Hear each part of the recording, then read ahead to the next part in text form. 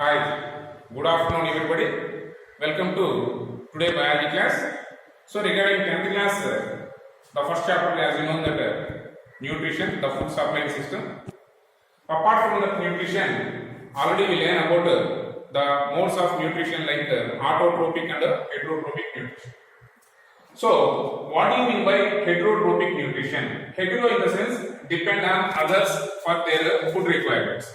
So the organisms which are not capable to synthesize their own food, hence they have to depend on plants for their food requirements. So such type of nutrition is called as heterotrophic nutrition. So these are the different modes like parasitic, saprophytic, holozoic. So these are the different modes of nutrition based on the availability of type of food and mouth parts. So what do you mean by holozoic nutrition? The organisms which intake of the whole food at a time in the part of solid type of food. So this is called as a holozoic nutrition. The examples are human beings. The examples are human beings. See, today we have to discuss about nutrition in human beings. Nutrition in human beings. Nutrition in the sense the supplying of nutrients, the energy giving chemical substances. Intake is called as ingestion. Then it goes to the digestion process.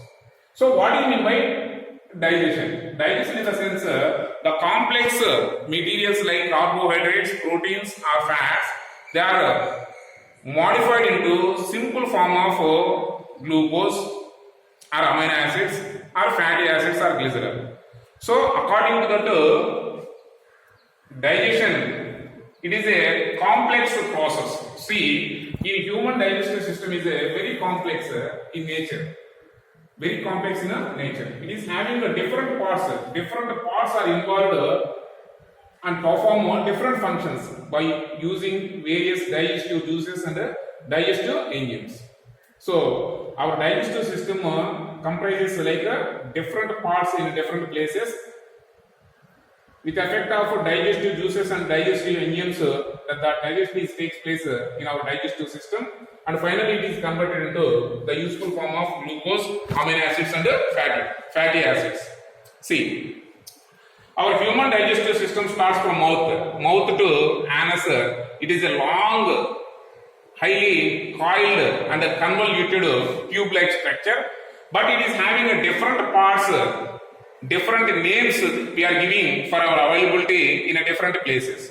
Based on that function and location, we are called different parts. For example, this is the opening place of our human digestive system. Our human digestive system starts from the mouth. Next, pharynx. So, nostrils and that means oral cavity and nasal cavity, both air and food can combine in one place, that is called as a pharynx. This is called as a common passage of both air and food. Then see here, what do you mean by mastication? What do you mean by palate? And what is the importance of saliva? And what is the importance of salivary glands?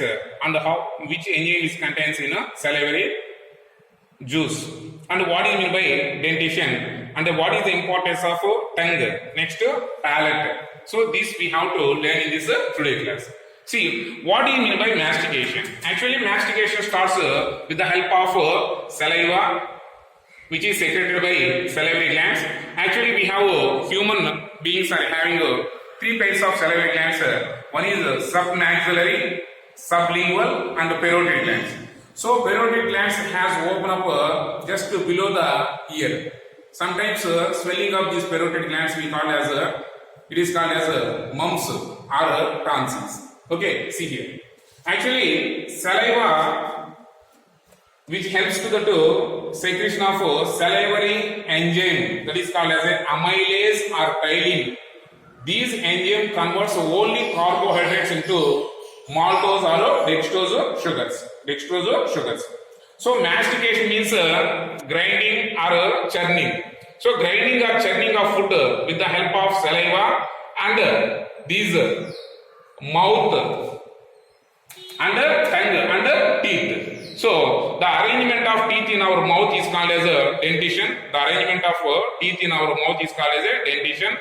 Saliva is a juice which is secreted by salivary glands respectively, which contains the enzyme salivary amylase or ptyalin. Next, palate is a dome-like structure which can separate the oral cavity and the nasal cavity.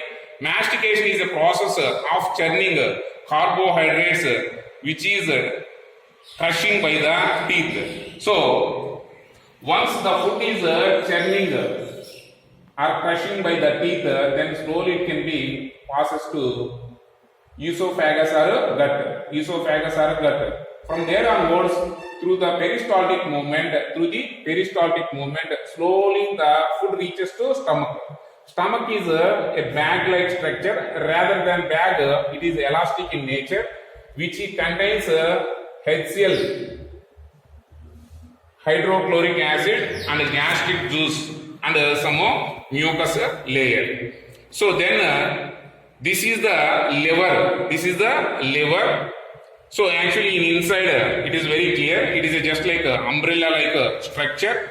So this is called as a gallbladder, which can release the bile juice. These enter into the stomach part. Next, so this is stomach. So the U-shaped structure is called as a duodenum, which is the junction between the bile juice and the pancreatic juice. Here the pancreas is a leaf-like structure is present.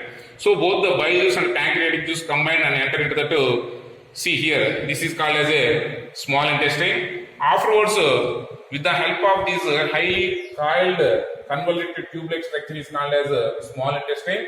Then with the effect of these intestinal juices, respectively, the food is digested and completion of digestion takes place in the small intestine. It can be absorbed in the small intestine of villi. So later on it goes to connected to large intestine, and through the large intestine it can goes to the finally through the anus.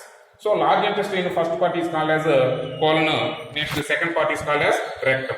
So here the excess amount of water which is present here, that should be absorption.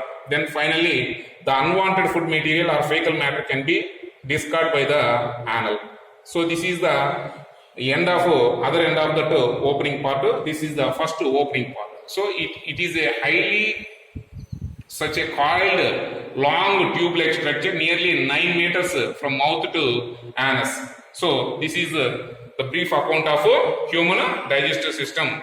Next class we have to learn about the detailed information step by step in a human digestive system. Of course, we have a seventh chapter coordination in life process. Once again we have to learn the detailed with supporting lab activities in the same human digestive system. So thank you children. Next we have to learn this in a stepwise manner.